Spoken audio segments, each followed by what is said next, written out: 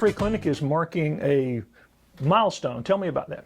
We're turning 40 this year. We're so excited. We started in 1984 down at St. John's Methodist Church in a little house there. They met Wednesday evenings and saw patients and had a pharmacy that was stocked with samples from doctor's office. Dr. Morse was one of those founding doctors, and he is still here volunteering with us along with Dr. Barnes.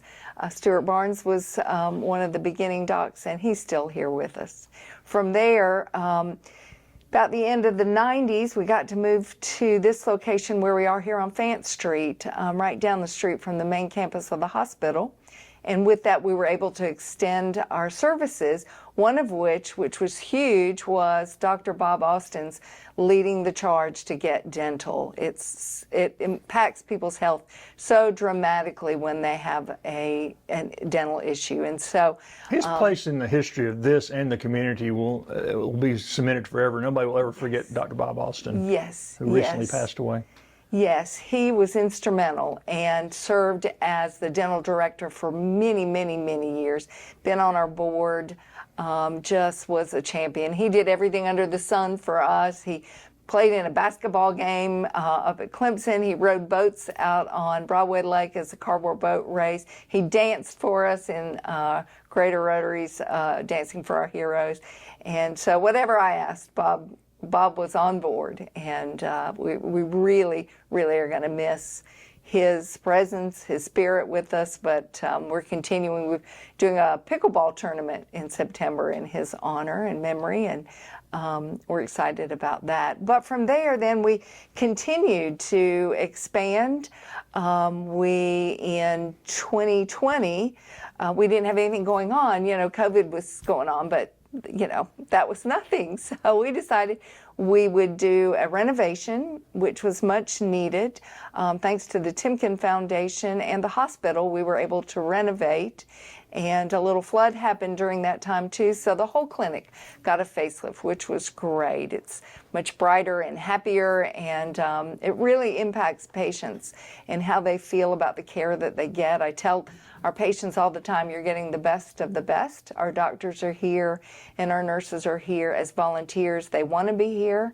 They don't have to be here. They're not getting paid, so they really patients are getting the best of the best. Before we get past that, how important, people don't think about doctors and nurses volunteering their days off to continue doing the same work. Yeah.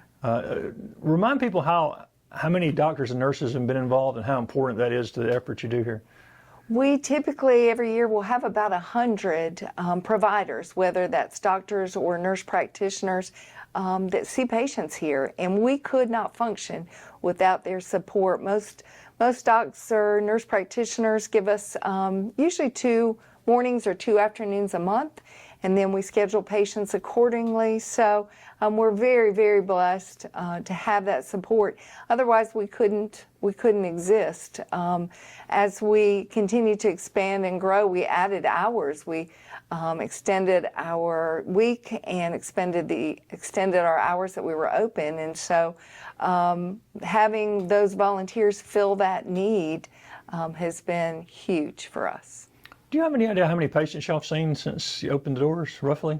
We probably, on average, have seen 1,500 to 2,000 patients a year since the beginning. If we would roll them all together and average them, which is... Now, these are people who fall in the gaps. People don't understand who y'all see sometimes. Right. The folks that we see oftentimes are working. They're just challenged. They can't afford, they're not making enough to afford health insurance. So our folks live in Anderson County, they're 18 or older, and have no other insurance. And the income guideline is set by our pharmaceuticals. We get about $1 million worth of medicine donated to our pharmacy every year, and thus their requirements for us to receive that medicine are what we adopt as our requirements. So right now, we are at 200% of the federal poverty guideline, which is a floating number. It depends on how many folks are in the house, but it's a pretty generous amount Right now, this is what 2024, a single person is about $15,000 a year is the federal guideline, and then we'll double that, basically 200%. So about $31,000 a year for a single person qualifies you to get services here at the free clinic. So in addition to adding dental, we have now added mental health piece, which is so huge, especially coming out of COVID.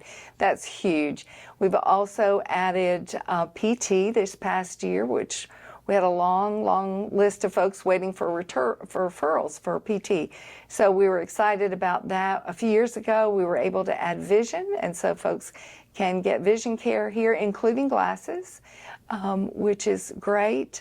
We've been able to expand our pharmacy hours, so that has been helpful. And then our newest addition is our wellness initiative, which is our wellness market is here behind me. And it's for patients to get a sampling. It's not a food pantry or food bank.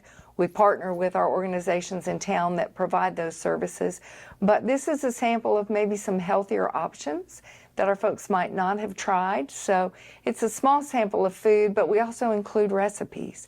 I can give you 400 spaghetti squash, but if you don't know what to do with the spaghetti squash, it's kind of pointless. So what we provide for folks, we give them recipes. And we also are offering cooking classes, partnering with Clemson Snap Ed, and we've got a nutritionist, registered dietitian that's meeting with patients.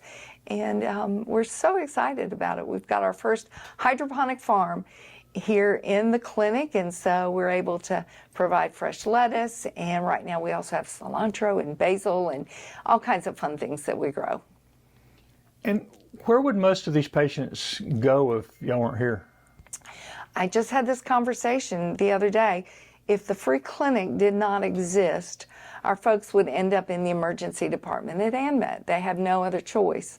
And so how that impacts those of us that do have insurance, our times waiting in the emergency department are going to be that much longer because our folks have nowhere else to go. And someone has got to eat that cost. It's not free to go to the emergency department. A few years ago, the typical cost for an ED visit was $20,000. So those costs have to be passed on. The hospital can't eat all that. So our costs go up, our times go up if the free clinic weren't here to provide the services we're able to provide. And y'all are getting ready to celebrate. You have an event to celebrate. Yes, our birthday party is on Thursday night, August the 29th, at the Bleckley Inn in the Carriage House. And we're super excited. We're doing a carnival. I don't know that we've had a carnival in Anderson for an event before. And so we're doing a carnival, and we'd love for you to come see us. Information is on our website. It's on our Facebook page. So come join us that night, and let's celebrate turning 40. And if people want to donate or volunteer, where can they find that information? The best place to find information on how you can volunteer, how you can donate, get involved, is at our website, andersonfreeclinic.org. Feel free to email us. andersonfreeclinic@outlook.com is our mailbox that you can send, and all of us keep up with that. So lots of ways to reach out to us.